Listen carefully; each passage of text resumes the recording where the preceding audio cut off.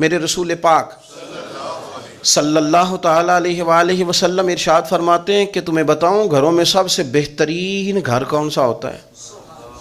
او میرے بھائیوں، وہ کتنا کو بہترین گھر ہے جسے مدینے والے رسول نے بہترین کہہ دیا ہے۔ فرمایا تمہیں بتاؤں نا گھروں میں بہترین گھر کون سا ہے؟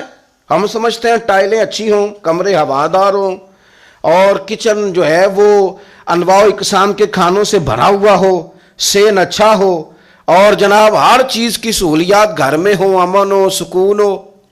نہیں، حضور فرماتے ہیں مجھ سے پوچھو نا بہترین گھر کون سا ہے؟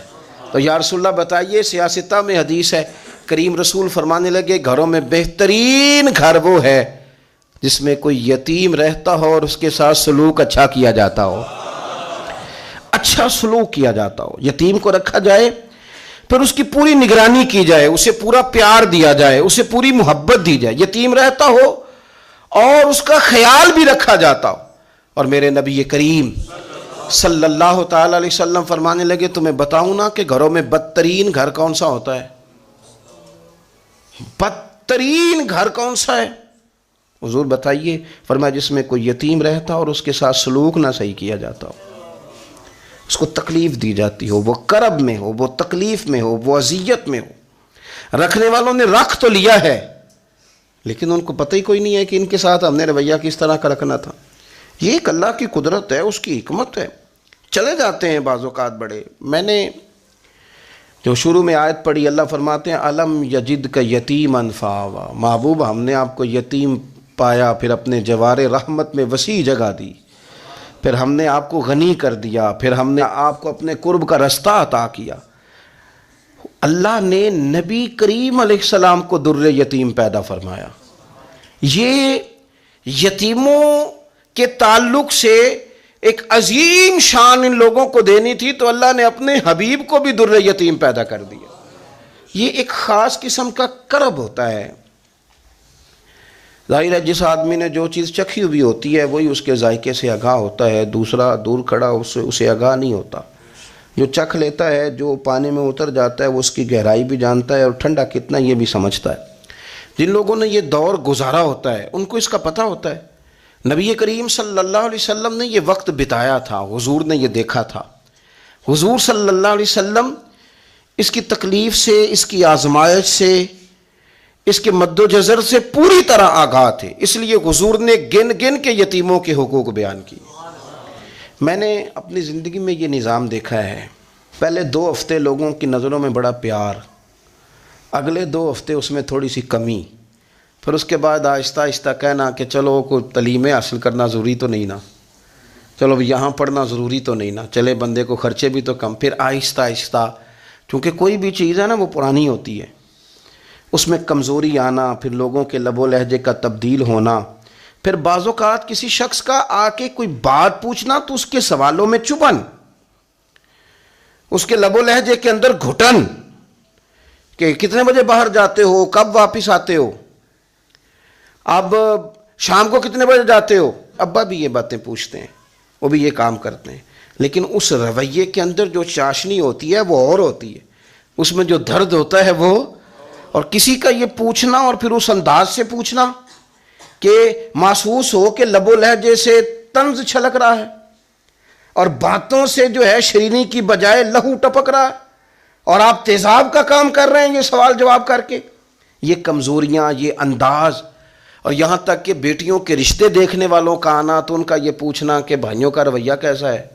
ابا کے ہوتے لوگ یہ سوال نہیں پوچھتے، والد کے جانے کے بعد پوچھتے ہیں آپ کے بھائیوں کا رویہ آپ کے ساتھ ٹھیک ہے، یعنی معنی یہ ہے کہ وہ کچھ دیں گے کہ نہیں دیں گے، وہ کچھ جہیز بنائیں گے کہ نہیں بنائیں گے۔ یہ ساری چیزیں اس کرب سے وہ بچے گزرتے ہیں، اور پھر وہ بڑے قریبی لوگوں کو بھی اپنا قریبی سمجھنا چھوڑ جاتے ہیں، اور پھر ایک وقت ایسا آتا ہے کہ وہ سمجھتے ہیں ہمیں اپنے دامن میں ہی اپنے آنسو چھپا لینے چاہیے، کسی کو نظر نہ آئے۔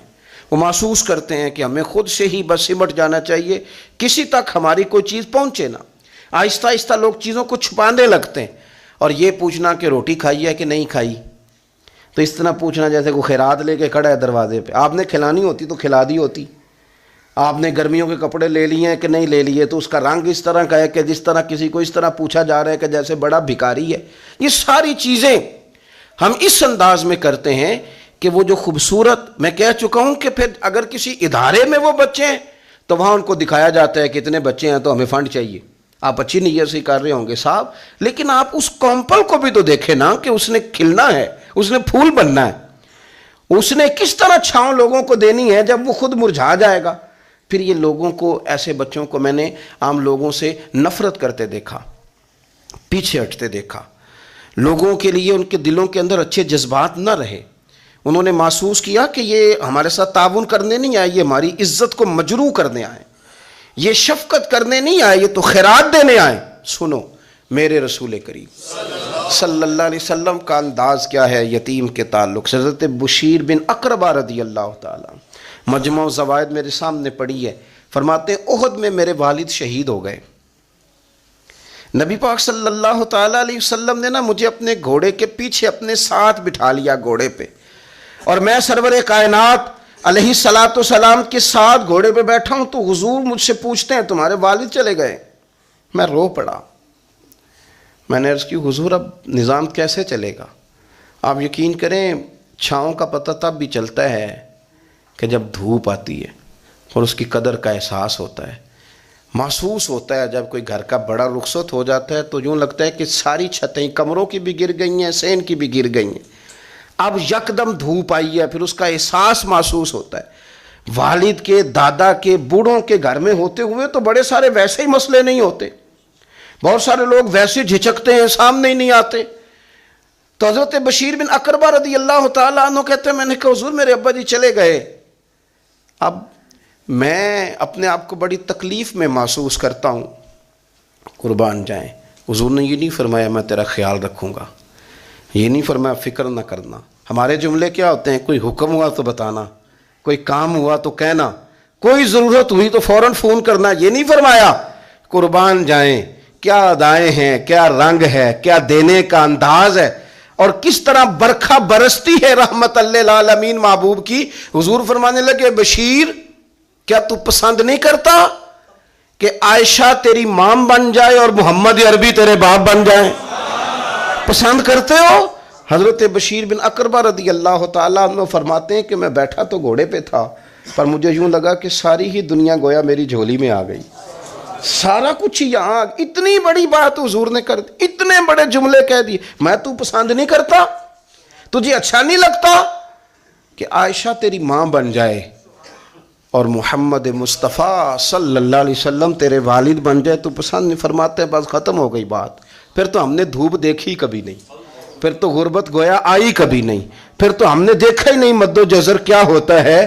وہ تو دنیا کی بات کرتے ہیں نا. مجھے تو لگتا ہے کہ جن کے لیے یہ لفظ آ گئے نا ان کی تو قیامت کے بھی ساری مشکلیں حل ہو گئے، کہ تو آخرت کے بھی سارے معاملات طے ہو گئے. میرے نبی کریم صلی اللہ تعالی علیہ وسلم ایک ہماری خاص توجہ، اور یہ ہمارا اپنا نفع ہے. ایک بچہ آ گیا، یتیم بچہ، اس نے آ کے عرض کی حضور 3 گھر میں افراد ہیں، میں، میری بہن اور میری بیوہ ماں. والد حضور چلے گئے اور آج نا 3 دن ہو گئے روٹی کوئی نہیں کھائی. میں اس منظر کو بھی جانتا ہوں کہ جب یتیم گھر میں اکٹھے بیٹھے ہوتے ہیں اور پتہ ہوتا ہے ان کو کہ ہماری اماں کے پاس آج پیسے کوئی نہیں اور گھر میں روٹی بھی کوئی نہیں، تو پھر ان کو بھوک ہی نہیں لگتی. ہاں نہیں لگتی. اماں پوچھتی ہے پتر روٹی کھانی ہے؟ نہیں میں تو سویرے جو کھایا تھا وہ ہضم ہی نہیں ہوا. اماں جی شاہی کوئی نہیں. یہ پردے اس طرح کر کے بچائے جاتے ہیں. ایک دوسرے کو تسلیاں دینا، ایک دوسرے سے پیار کا بڑھ جانا، ایک دوسرے کے لیے جذبات اور طرح کے بن جانا، حکمت الہی کے تقاضے ہوتے ہیں. یا رسول اللہ صلی اللہ تعالیٰ علیہ وسلم بیوہ ماں ہے، یتیم بہن ہے، 3 دن سے کھایا کچھ نہیں. قربان جائیں وہ گھر جہاں سے کائنات کھاتی ہے ساری. حضور نے فرمایا بلال جا کے ساری ازواج مطہرات سے پوچھ گھر میں کیا ہے. حضرت بلال کہتے ہیں میں سارے گھاری پوچھ آیا، ٹٹول آیا، ٹوٹل 21 کھجوریں نکلی. یہ 2 جہاں کے شاہ ہیں اور پاس کچھ رکھتے نہیں، 2 جہاں کی نعمتیں ہیں ان کے خالی ہاتھ میں. حضور کے سارے گھر کو میں ڈھونڈ 21 کھجوریں نکلی تو لا کے میں نے پیش کر دی، تو حضور نے ڈائریکٹ اس کو نہیں دی، نبی پاک نے اپنے ہاتھ پہ رکھ لی. اور کہتے ہیں پھر حضور نے نا اپنا منہ مبارک قریب کیا کھجوروں کے. صحابہ خود فرماتے ہیں کہ یہ جو حضور نے منہ مبارک قریب کیا نا تو نبی پاک برکت کی دعا کر رہے تھے. 21 کھجوروں پہ برکت کی دعا ہوئی. حضور نے اس بچے کو بلایا, تھپکی دی, فرمایا لے جا 7 تیری 7 تیری بہن کی. انہیں معمولی نہ سمجھنا ہو تو حضرت بلال کہتے ہیں حضور 3 بھی دے دینا کبھی تو 30 سال ختم ہی نہیں ہوتی. 30 سال گزر جاتے ہیں, نکالتے رہو کھاتے رہو, ختم ہی نہیں ہوتی.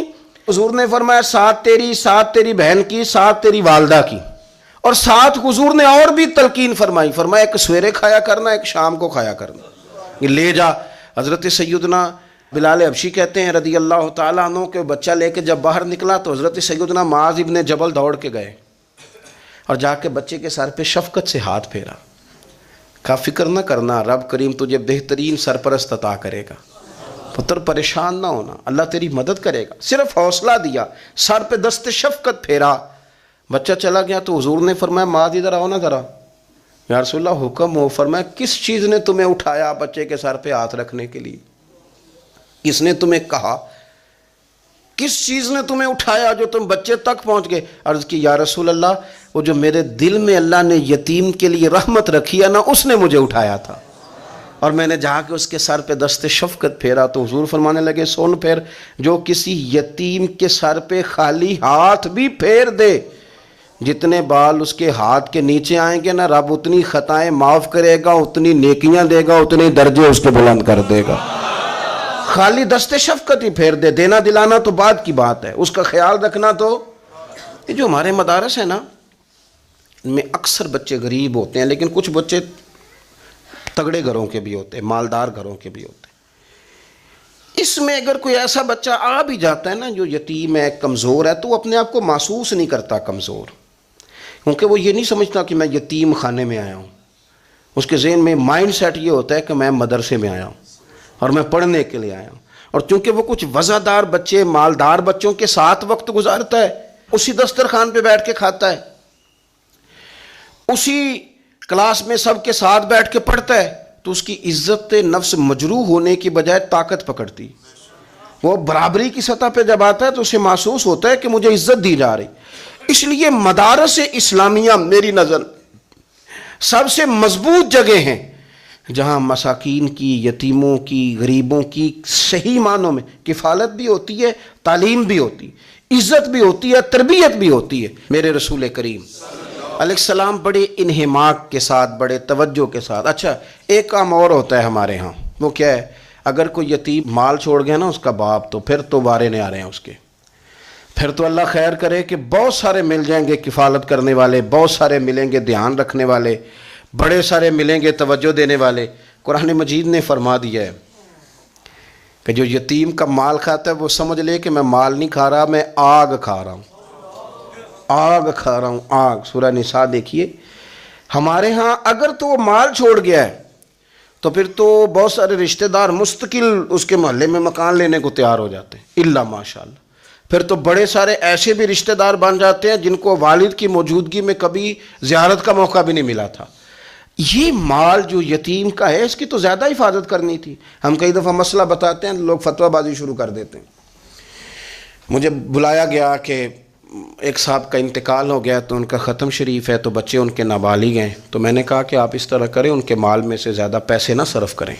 نہیں جی نہیں, بڑے پیسے کمائے ہیں جی, اس نے ساری زندگی باہر نکالی ہے تو لاکھوں کروڑوں کمائے ہیں, تو چھوٹا گوشت پکائیں گے, بکرے کا گوشت پکائیں گے اور ہم ان کا ختم شریف دلائیں گے. تو میں نے کہا صاحب آپ رشتہ دار ہیں, ان کے بچوں کے مال کی حفاظت کریں.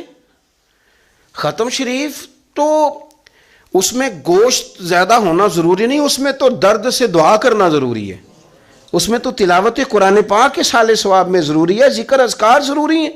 لیکن کیا کیا جاتا ہے کہ بے دریغ مال ان کا اگر ہو تو, ایک حدیث پاک ہے بخاری مسلم میں, بڑے غور سے سنیے گا, اور اس کے اندر جتنے پہلو ہیں ان پر پوری توجہ دیجئے گا کہ کہیں ہم ادھر آ تو نہیں گئے.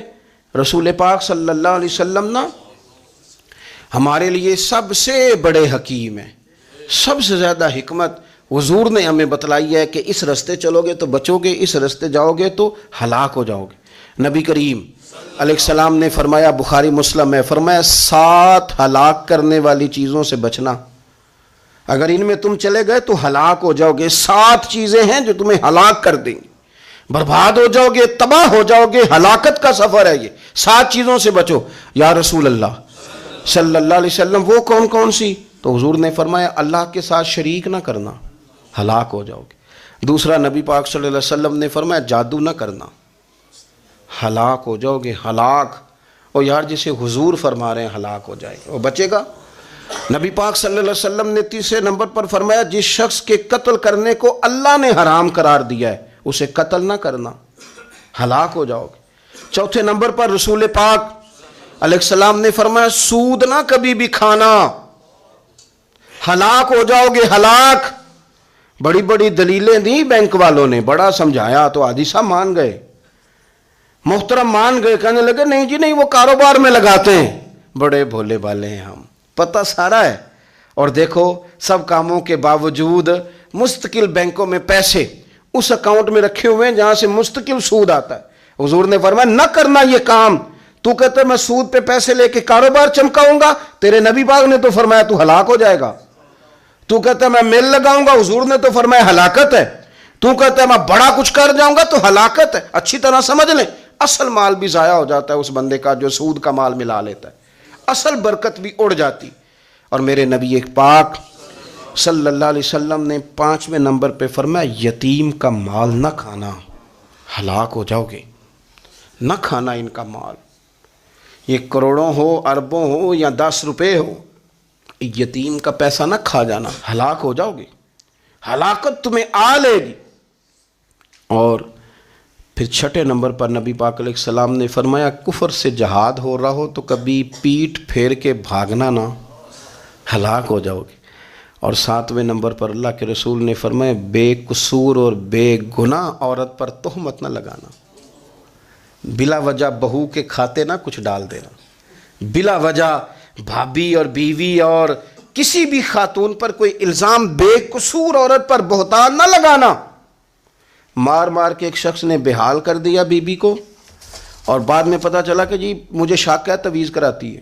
کیا آپ کی سوچ ہے؟ مسلمان اللہ کو ماننے والا اور اس باتوں پر الزام لگائے گا تویز کرا کے لاتی؟ بے قصور عورت پر بہتان، یہ ایک تو بات ہے اسے مارنا، اور ایک یہ ہے کہ کوئی تکلیف دینا، اور ایک خالی اتنی بات کی کہ بہتان بھی نہ لگانا، اس پر الزام نہ لگانا، یعنی تم نے صرف بے قصور عورت پر الزام ہی لگایا تو حضور فرماتے ہیں ہلاک ہو جاؤ گے۔ یہ ہلاکت والا کام ہے، لیکن ہم بغیر سوچے سمجھے کہہ دیتے ہیں اس نے کہا ہے، اس نے کیا ہے، یہ کرتی ہے، یہ کام نہیں کریں۔ یہ 7 وہ چیزیں ہیں جو ہلاک کر دیں گی۔